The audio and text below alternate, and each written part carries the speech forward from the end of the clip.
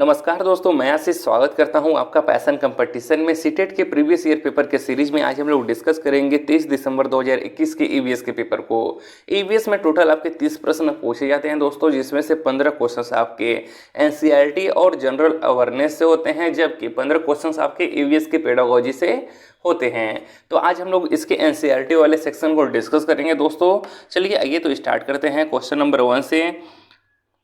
पहला क्वेश्चन है कि उस वैज्ञानिक का नाम जिसने मटर के पौधे के साथ प्रयोग किए और अपने प्रेक्षणों के आधार पर यह निष्कर्ष निकाला कि पौधों में कुछ लक्षण ऐसे होते हैं जो जोड़ों में पाए जाते हैं, जैसे लंबे अथवा बौने, पीले अथवा हरे, खुरदरे अथवा चिकने आदि हैं।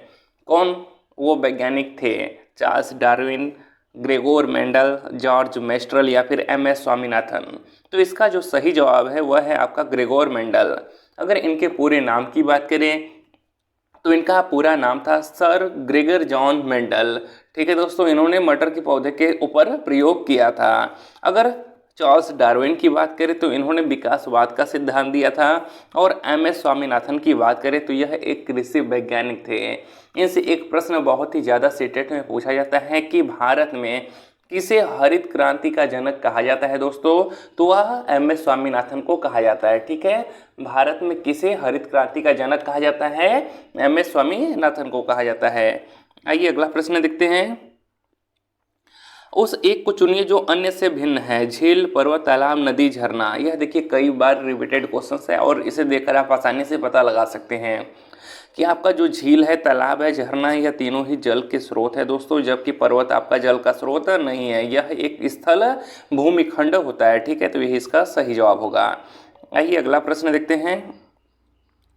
निम्नलिखित में से कौन सी एक परिवहन की 4 अन्य विधाओं से भिन्न है? ट्रेन, बस, जहाज, तांगा, साइकिल, रिक्शा। ठीक है दोस्तों, तो अगर बस की बात करें, तांगा, साइकिल, रिक्शा, यह तीनों ही स्थल पे चलने वाले साधन हैं। ठीक है, जबकि आपका जहाज क्या है? यह जल पर चलने वाला साधन है। तो जहाज क्या है? इन तीनों से भिन्न है। ठीक है दोस्तों, आइए अगला प्रश्न देखते हैं। कर्नाटक में किसानों द्वारा खेत की मिट्टी को खोदकर नरम करने के लिए उपयोग किए जाने वाले औजार को क्या कहा जाता है? इलीगे, कुरीगे, खूंटी या फिर खुरपी। तो क्या कहा जाता है दोस्तों? उसे खूंटी कहा जाता है। ठीक है, अगर इलीगी की बात करें तो यह कर्नाटक में प्याज जैसे पौधों से अलग करने के लिए उपयोग किया जाता है इसका। इसे उत्तर भारत में हम लोग पहसुल या फिर हसिया कहा जाता है। ठीक है, क्या कहते हैं इसे? पहसुल या हसिया कहते हैं इलीगे को। अगर कुरीगे की बात करें तो कुरीगे कर्नाटक में बैल द्वारा खींचे जाने वाले हल को कुरीगे कहा जाता है। ठीक है, अगर खुरपी की बात करें तो इसकी सहायता से फसलों में उपस्थित खरपतवार इत्यादि को क्या किया जाता है? निकाला जाता है। ठीक है, तो इसका सही जवाब क्या होगा? खूंटी होगा। आइए अगला प्रश्न देखते हैं। एक तरफ आपको कॉलम 1 दिया है, एक तरफ कॉलम 2 दिया है। कॉलम 1 में जीव दिया है और कॉलम 2 में उनके कुछ विशेषताएं दिया है। ये दिया है उल्लू। उल्लू क्या होता है दोस्तों? तो उल्लू जो होता है वह पक्षी होता है जिसकी आंखें सामने की ओर होती हैं। ठीक है, उल्लू क्या होता है? वह पक्षी होता है जिसकी आंखें सामने की ओर होती हैं। इसके अलावा उल्लू की कुछ और विशेषताएं हैं, जैसे कि यह अपने गर्दन को पूरा पीछे तक घुमा सकता है। ठीक है, क्या उल्लू अपने गर्दन को पूरा पीछे तक घुमा सकता है? तो ए का तीसरा हो जाएगा। बी रेशम कीट है। तो रेशम कीट क्या होता है? यह अपनी मादा को अपनी गंध से कई किलोमीटर की दूरी से ही पहचान लेता है। ठीक है दोस्तों, तो बी का क्या हो जाएगा? चौथा हो जाएगा। इसी प्रकार सी जो बाज है, इसकी विशेषता क्या होती है कि हमसे 4 गुनी दूरी से देख सकने वाला पक्षी होता है। ठीक है, बाज और चील ये ऐसे पक्षी होते हैं जो मनुष्य की तुलना में 4 गुना अधिक दूरी तक देख सकते हैं। तो सी का क्या हो जाएगा? पहला हो जाएगा। डी सलाद के बारे में क्या होगा कि यह दिन के लगभग 17 घंटे वृक्ष की शाखा से उल्टे लटक कर सोता है। ठीक है दोस्तों, यह भालू के जैसा दिखता है। किसके जैसा दिखता है? तो यह भालू के जैसा दिखता है, और यह दुनिया का सबसे आलसी जानवर माना जाता है, जो कि अपने 40 वर्ष की आयु में केवल 8 पेड़ों पर ही अपने जीवन का निर्वाह करता है। वह एक पेड़ पर 5 साल तक रुकता है और उसी के पत्ते को खाकर यह क्या करता है? जीवित रहता है। ठीक है, आइए तो देख लेते हैं इसका सही जवाब क्या होगा। ए का तीसरा, बी का चौथा, सी का पहला और डी का दूसरा। ठीक है दोस्तों, तो इसका सही जवाब होगा ऑप्शन नंबर 3। आइए अगला प्रश्न देखते हैं। निम्नलिखित में से किसे हमारे देश में आने वाले व्यापारी दक्षिण अमेरिका से हमारे देश में लाए थे? बंद गोभी, टमाटर, मटर या फिर भिंडी। तो कैसे लेकर आए थे? टमाटर को। इसके अलावा दक्षिण अमेरिका से एक और चीज़ आया था, वह क्या था आपका? मिर्ची था। क्या था दोस्तों? मिर्ची था, याद रखिएगा। ठीक है, आइए अगला प्रश्न देखते हैं। एक कार यक्ष शहर से 7:30 बजे चलकर शहर वाई में 22:30 बजे पहुंचती है, यानी कि एक ही दिन में यात्रा तय की गई है। कितने बजे चला है? 7:30 बजे। कितने बजे पहुंचा है? 22:30 पे। यदि दोनों शहरों के बीच की दूरी 540 किलोमीटर है, ठीक है, दोनों शहरों के बीच की दूरी कितना है? 540 किलोमीटर है, तो कार की औसत चाल होगी। ठीक है, 22:30 पे पहुंचा है और चला कितने बजे था? 7:30 बजे। तो इसे माइनस कर दीजिए तो टोटल समय निकल जाएगा। ठीक है दोस्तों, तो यहाँ पर टोटल समय क्या हो जाएगा? 15 घंटे, यानी कि 15 घंटे का समय लगा है दूरी को तय करने में।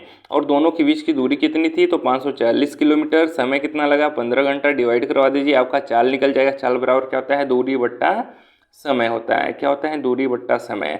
इसमें डिवाइड करवाइए तो क्या हो जाएगा? 15 तिया 45, 15 छक्का 90, यानी कि 36 किलोमीटर प्रति घंटा की रफ्तार से क्या हुआ है? गाड़ी चला है। ठीक है, किंतु हमें मीटर पर सेकेंड में निकालना है, तो हम क्या करेंगे?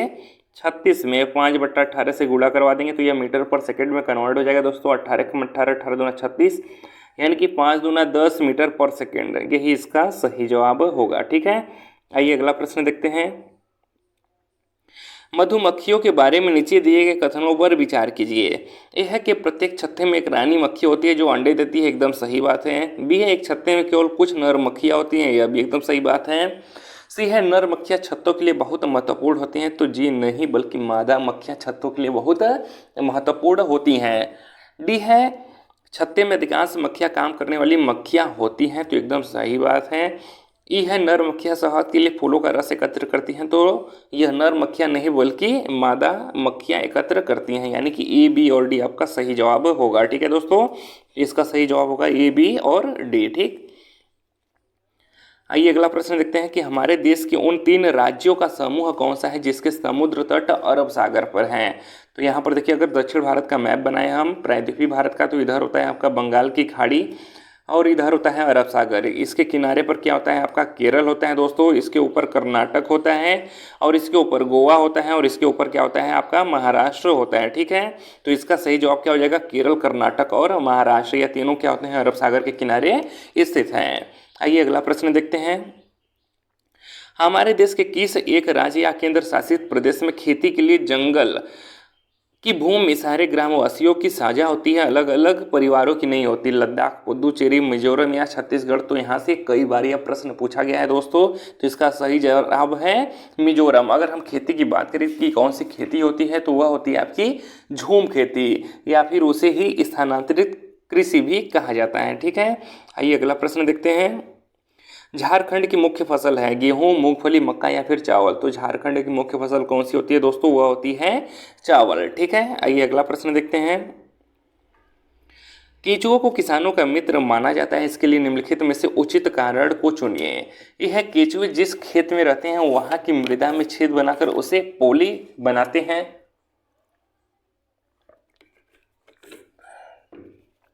तो एकदम सही बात है दोस्तों। बी है कि केंचुए द्वारा बनाए गए छेदों से मृदा को हवा और पानी आसानी से प्राप्त हो जाता है, यह भी एकदम सही बात है। सी है केंचुए खरपतवार को खाते हैं जिससे मुख्य फसल को सुरक्षा मिलती है, तो जी नहीं, केंचुए खरपतवार को नहीं खाते हैं। डी है केंचुए मृत पत्तियों और पौधों को खाते हैं, केंचुए के मल मृदा को अधिक उपजाऊ बनाते हैं, तो एकदम सही बात है, यानी कि ए, बी और डी आपका सही जवाब है दोस्तों। कौन कौन सा? ए, बी और डी। आइए अगला प्रश्न देखते हैं। ये एनसीईआरटी के फैक्ट है दोस्तों, जिसको तो आपको याद करना ही पड़ेगा। ठीक है, मधुबनी चित्रकला बहुत पुरानी है। त्योहारों और खुशी के अवसरों पर मधुबनी घरों के आंगनों और दीवारों पर मधुबनी चित्रकला के चित्र बनाए जाते हैं। मधुबनी भारत के एक राज्य का एक प्रसिद्ध जिला है जिसका नाम है, क्या नाम है? उत्तर प्रदेश, उत्तराखंड, पश्चिम बंगाल या बिहार? तो इसका सही जवाब है आपका बिहार। ठीक है दोस्तों, मधुबनी चित्रकला की बात करें तो यह बहुत ही पुरानी चित्रकला है और त्योहारों और खुशी के अवसरों पर मधुबनी घरों के आंगनों और दीवारों पर मधुबनी चित्रकला के चित्र बनाए जाते हैं। और मधुबनी आपका भारत के बिहार राज्य का एक प्रसिद्ध जिला है। ठीक है दोस्तों, और अगर इस चित्र की बात करें तो यह चित्र पिसे हुए चावल के घोल में रंग मिलाकर बनाया जाता है और यह रंग खास तरह का होता है। इसे बनाने के लिए नील, हल्दी, फूल, पेड़ों के रंग आदि का इस्तेमाल किया जाता है। ठीक है दोस्तों, और अगर इस चित्र में बात करें तो इस चित्र में इंसान, जानवर, पेड़, फूल, पक्षी, मछलियाँ और अन्य कई जीव जंतु साथ में बनाए जाते हैं। ठीक है, आइए अगला प्रश्न देखते हैं। नीचे दिए गए कथनों पर विचार कीजिए। ये है, महाराष्ट्र के लोगों को सहजन के फूलों के पकौड़े खाना अच्छा लगता है, तो एकदम सही बात है। बी है, जम्मू और कश्मीर के लोग केले के फूलों की सब्जी पसंद करते हैं, तो जी नहीं, बल्कि यह केरल के लोग केले के फूलों की सब्जी पसंद करते हैं। सी है, उत्तर प्रदेश में रहने वाले लोगों को कचनार के फूलों की सब्जी पसंद है, तो एकदम सही बात है, यानी कि ए और सी आपका सही है दोस्तों। कौन कौन सा, ए और सी आपका सही है। आइए लास्ट क्वेश्चन देखते हैं इस वीडियो का दोस्तों। बचे हुए ईवीएस के 15 पेडागोजी के प्रश्नों को हम लोग नेक्स्ट वीडियो में डिस्कस करेंगे। यह उत्तराखंड का एक स्थान है तथा यह एक महत्वपूर्ण पर्यटन स्थल है। यह अरण्य बाघ के संरक्षण से संबंधित है। इस जगह की पहचान कीजिए। तो यह कौन सा जगह है? Buxa park, Dudhwa park, Corbett park या फिर वाल्मीकि पार्क? तो यह है आपका कार्बेट पार्क, जिसे जिम कार्बेट नेशनल पार्क भी कहा जाता है। इसकी स्थापना 1936 में हुआ था। कब? 1936 में जब इसकी स्थापना हुई थी तब इसका नाम हैली नेशनल पार्क था। फिर बाद में इसका नाम बदल के जिम कार्बेट नेशनल पार्क कर दिया गया। अगर वीडियो अच्छा लगा हो तो वीडियो को लाइक और चैनल को सब्सक्राइब करिएगा दोस्तों।